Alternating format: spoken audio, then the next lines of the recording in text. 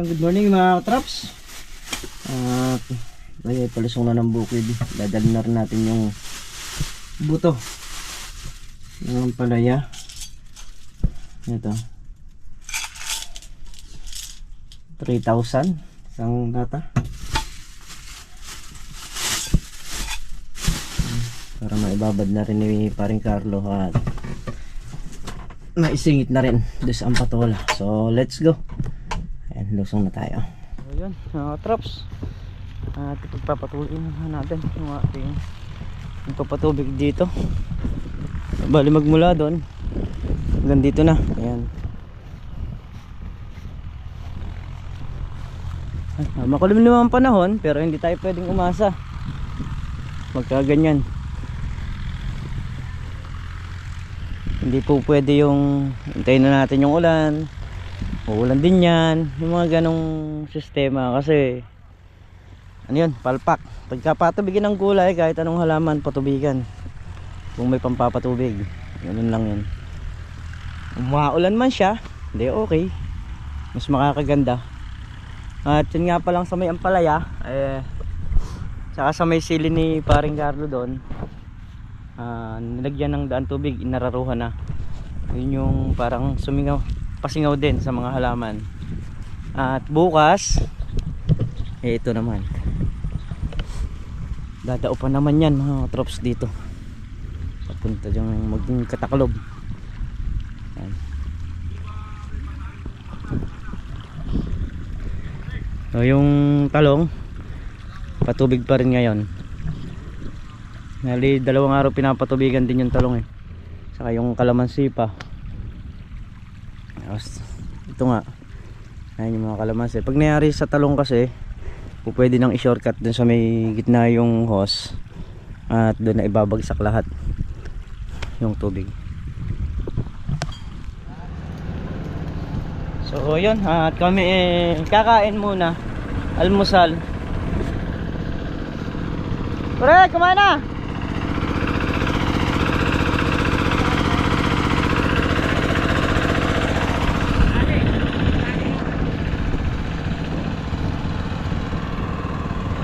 Oo, nakatali na.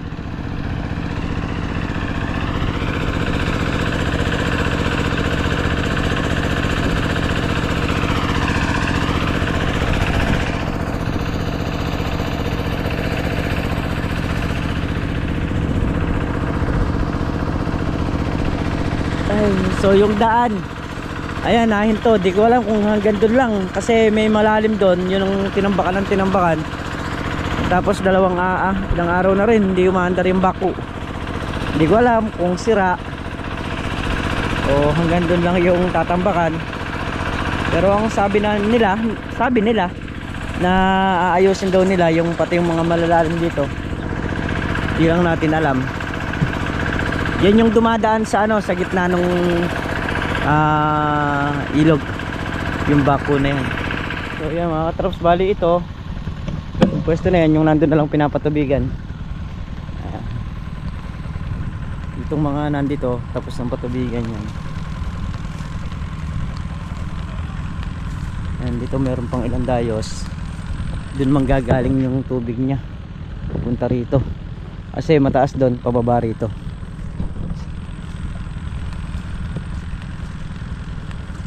Isa, dalawa, tatlo, apat na dayos yung panggagaling ng tubig. Ayun yung tubig sa kabila, pababa na rin.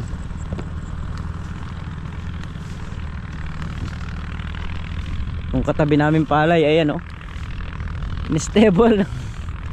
Yan, siguro wala silang mapapala dahil nagpuro damo, hindi nila napigil. Yan, pinastable, sasalangan na at tatamnan daw ng mani. So yan, nakatraps, ito yung nag-aararo sa Taiwan, saka araro dito sa Ampalaya. So ito yung Ampalaya mga traps, yung ampatuan, ito tinatawag Ampatola. Ampalaya, patola yung puno, Ampalaya yung bunga. Ayan, yan na yung daan tubig nyan, saka yung sa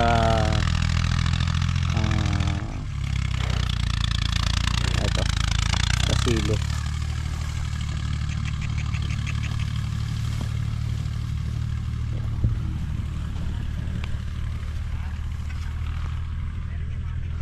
Bali pag tinutok yung hose dyan, dire-diretso lang tatakbo sa baba yung tubig niyan. So ako yung pinapatubigan natin doon, kukuha muna tayo ng hose dito. Ito para madugtungan natin.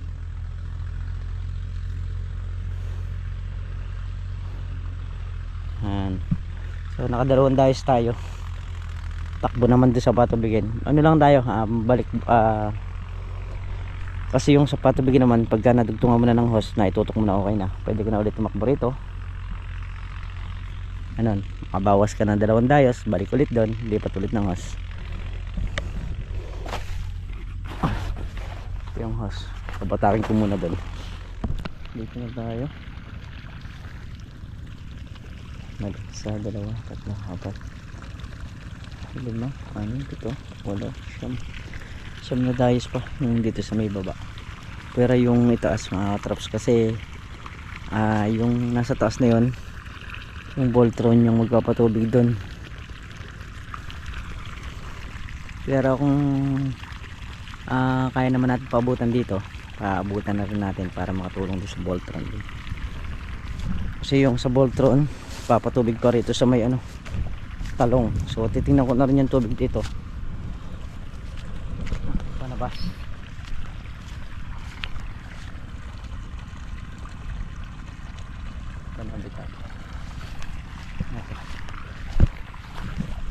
Tingnan ko na rin yung sa may talong para mailipat ko na rin bago tayo pumunta sa damuhan.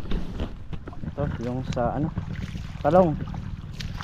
Lilipat ko muna yung hose niya.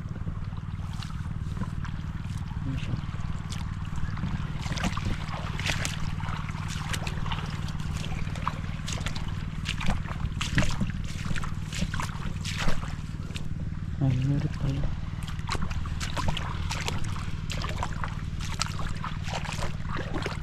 Pero pa pala, hindi naaakyatan. Papatingin muna natin dito.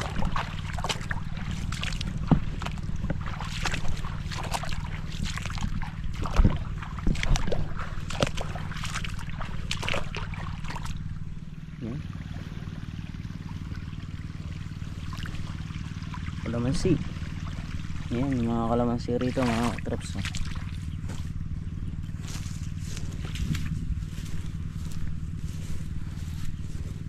Ayan.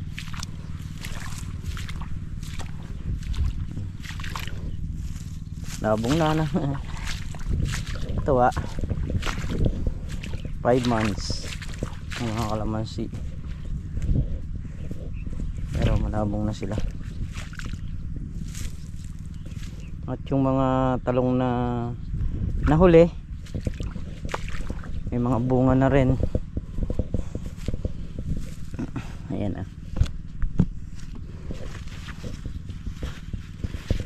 ang punlang kalisto mga katrops. Inobserbahan ko kasi dati tanim ko morena. Ang kalisto bali pa siya, sa unang arangkada ng bunga niya, yung kagaya niyan ganyang edad, hindi siya ganong umaarangkada ang bunga, hindi siya ganon kadaming magbigay kagad ng bunga. Ang punto nito, yung pag ganitong sistema ng talong, nagpapagulang muna saka siya aarangkada ng bunga. Yun sa pagsusuri ko dito sa tanim natin. Sa ngayon kasi kung morena to, wala na kasi nung morena wala nang punlang ganun parang ito na rin yung kapalit niya na bunla. Yung morena nung araw, pag ganito na kaedad, so marami nang inilalabas na bunga. Yung kalisto, kagaya nito sa obserbasyon ko, kailangan muna niya magpalabong, magpagulang para magbigay ng maraming bunga. Ang Fortuner naman, yun panapanahon din ang bunga nun.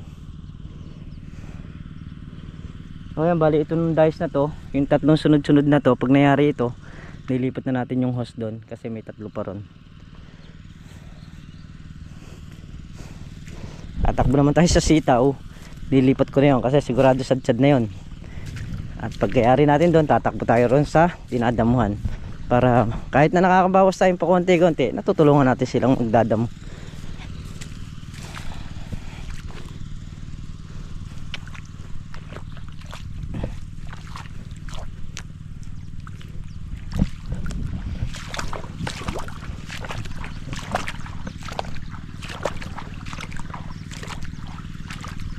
Kaya pa nag-aaral natin dalawa yung kalabaw na ginagamit niyan. Kaya kahit maghapunan pwedeng mag-araro yan. Dahil nga napapagpalit niya yung dalawang kalabaw. Balik tayo rito. Dinadamuhan. Yan, dalawang ano na lang. Ay hindi, tatlong dayos pa. Yan, dalawang dayos pa yung tinitira nila ron. Pagtutulong-tulungan na nila at haharapin na natin itong patubigin dito.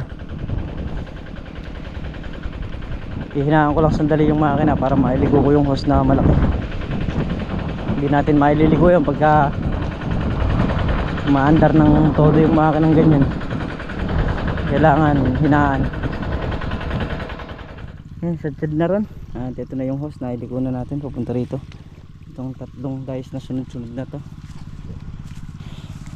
Tapos tatlong dice din dito. Ayan, tapat-tapat na sila. Mula naman dito nakapatubig na. Ayan. Sa gitna nagtapos. Ayan, nakapatubig na po yan.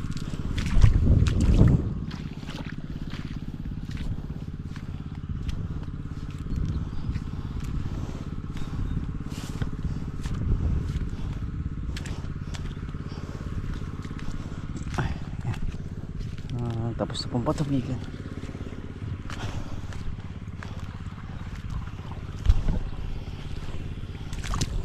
Ay, mabaon. Dito kasi balupa kaya ito talagang matigas na hanap lang.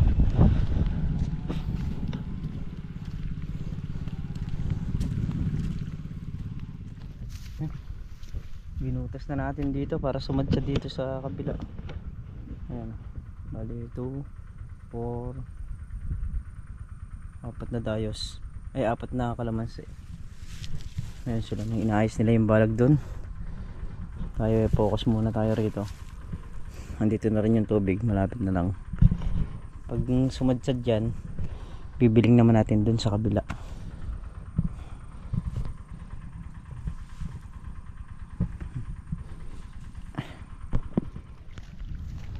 Sad na rin yung tubig. Kaya harap na natin dito. Tatapos na rin yung yung paglalabas ng baging sa mga sitaw.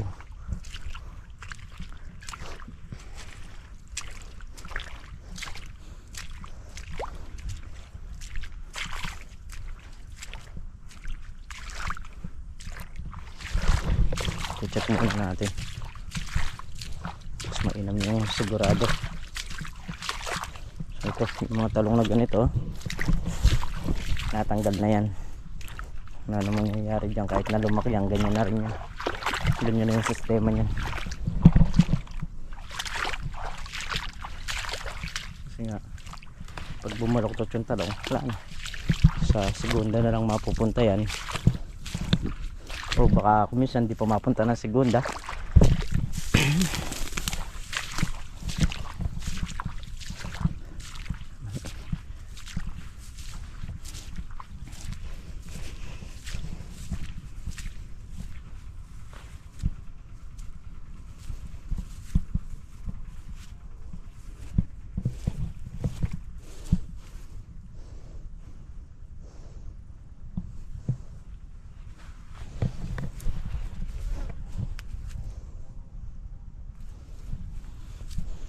Dahil ko muna ng ayos. Mahinang umusad mga katrops. Yun po. Nasa 6 pa na puno. Hindi sumadsad. Bakit? Dahil tumatagas. Pero hindi. Kunin ko muna. Batakin ko muna. Ayaw naman natin batakin ko. Yun na lang nandito sa may gilid. Yung hindi pa tapos. 2 butas.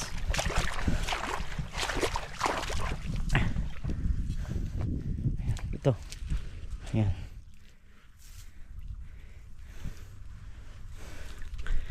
Sisiga tayo.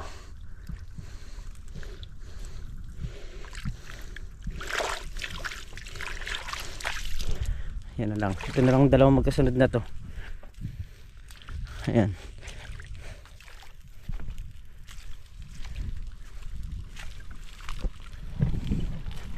Ito, sigaan natin to.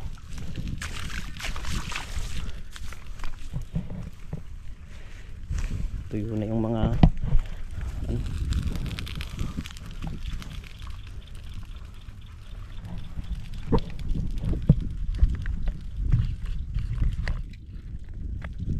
Lakas ako ng hangin. Tayo'y magsisiga muna.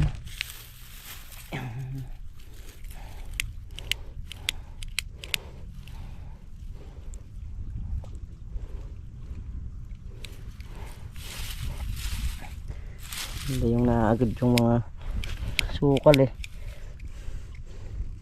Napapausok pa ng mga halaman.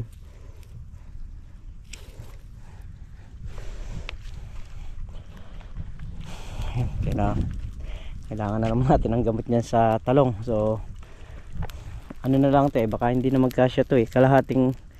Kulang kalahating drum. Bukas kasi spray na naman natin yung talong na yan. Pinaka maintenance nya. Pagitang 2 araw naman ngayon.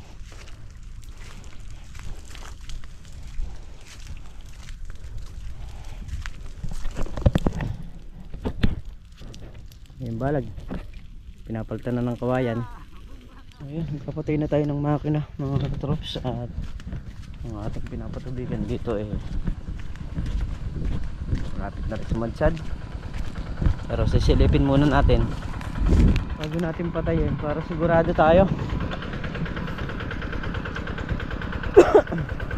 Alas 4 ng hapon. Ayan, bago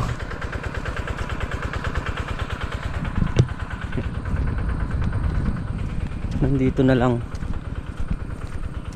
Ayun na. Yung hose na kasi yung tinutok ko rito. Kaya nung matagal umusad yung tubig. Ayan.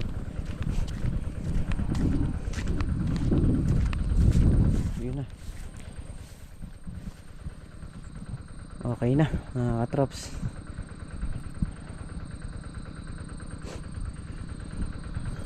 Bukas spray naman yung mga halaman. So yung palang bakuro nasira. Kaya pala hindi hindi nagtatambak sa daan. Nagkakalabaw, kakausapin ko rin gawa nung umabali sa atin at nayari na nga mag-araro dun sa ampalayan ni paring Carlo saka yung sili. Pinagsabay na kasi mga katrops. Pagkahapon na yun, daming lutang na tilapia. Lalaki. Check natin yung screen kung may huli ba. Ayan. Bugaw-bugaw muna. Ay. Malalim. Malalim ang ilog pre. Malalim to. Ay. Ay. Mukhang mababasa tayo ah. Ay. Ay. Malalim, patayin ko muna. Tilapio. Ayan o, huli. Isang tilapia saka isang peacock bass. Basa ang short. Lalim eh. Malaki na rin. Ay. Ay. Hindi na natin bubuksan sa pinto. Dito na lang. Mako. Ay. Isang tilapia.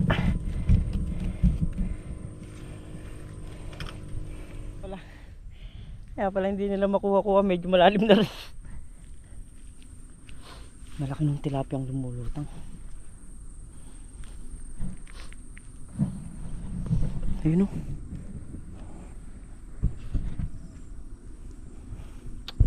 Ganda rito kung meron kang ano, pamaril, airgun.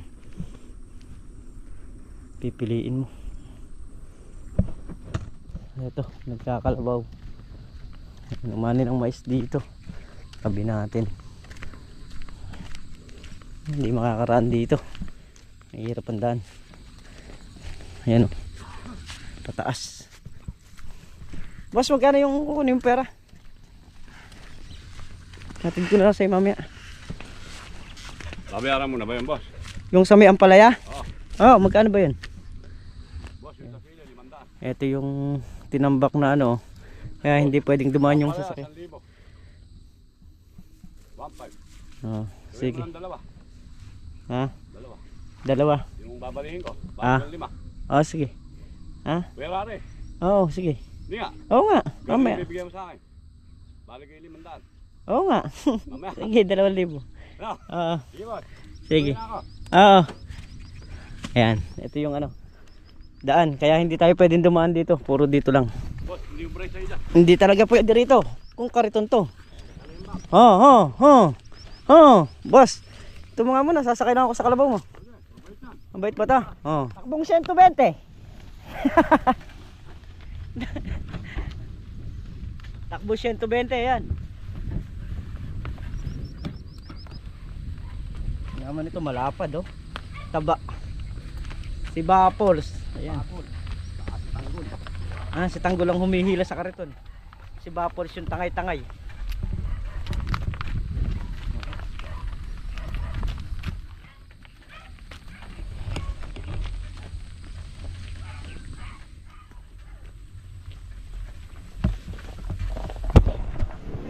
So ayun mga katrops, at bago natin sara yung video, shoutout po kay Kim Prospero, ayan, at shoutout din po kay Tita Teresita Bell, kay Mami A, ayan, kay Mark, mga katulegs, ayan, shoutout po sa inyo, kala Sir Edu, kala sa Team Mayor, ayan, sa lahat ng Team Mayor, shoutout po sa inyo, at sa lahat po na sumusuporta sa atin, ayan, maraming salamat po sa inyong lahat, at mag-iingat po ang lahat palagi mga katrops. So kita tayo ulit sa susunod na upload mga katrops. Bye bye po.